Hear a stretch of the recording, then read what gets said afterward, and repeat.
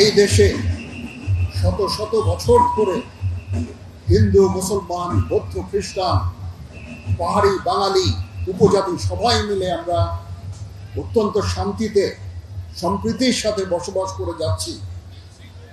আজকের এই দিনে আমাদের অঙ্গীকার হবে সেই সম্প্রীতি, সেই সৌহার্দ্যপূর্ণ পরিবেশ আমরা সবসময় বজায় রাখবো এবং আমরা একসাথে এই দেশ সবার, এই দেশে আমরা শান্তিতে সুন্দরভাবে সবাই বসবাস করব।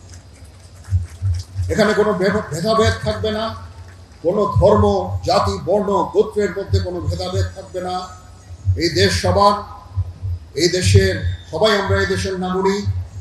এই দেশের প্রতিটা অধিকার, আমাদের সবার সমান অধিকার এই দেশের উপরে আছে এবং সেভাবেই আমরা আমাদের সামনের সোনালী দিনগুলো দেখতে চাই।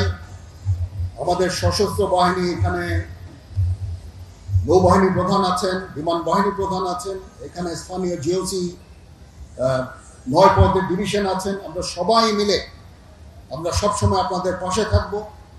সারা বাংলাদেশে সশস্ত্র বাহিনী ডিপ্লয় আছে, আমরা সবসময় আপনাদের পাশে থাকব। আমরা এক হয়ে আপনাদের সাথে কাজ করে যাব। আপনারা নিশ্চিন্তে দেশে বসবাস করবেন। আপনাদের যত ধর্মীয় পরব আপনারা উদযাপন করবেন, আনন্দ উদযাপন করবেন। আমরা একসাথে এই আনন্দ ভাগাভাগি করে নিব।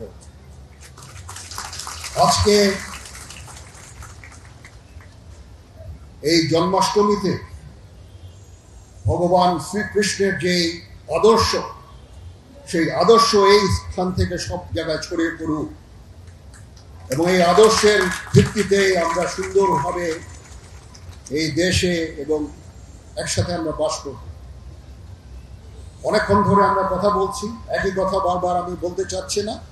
আমি জানি আপনারা অধীর আগ্রহে অপেক্ষা করছেন, একটা সুন্দর মিছিল হবে। আমি এই মিছিলে আপনাদের সবাইকে অংশগ্রহণ করার জন্য অনুপ্রাণিত করছি। আপনারা সবাই আনন্দ উৎসব করবেন এই ঢাকা শহরে।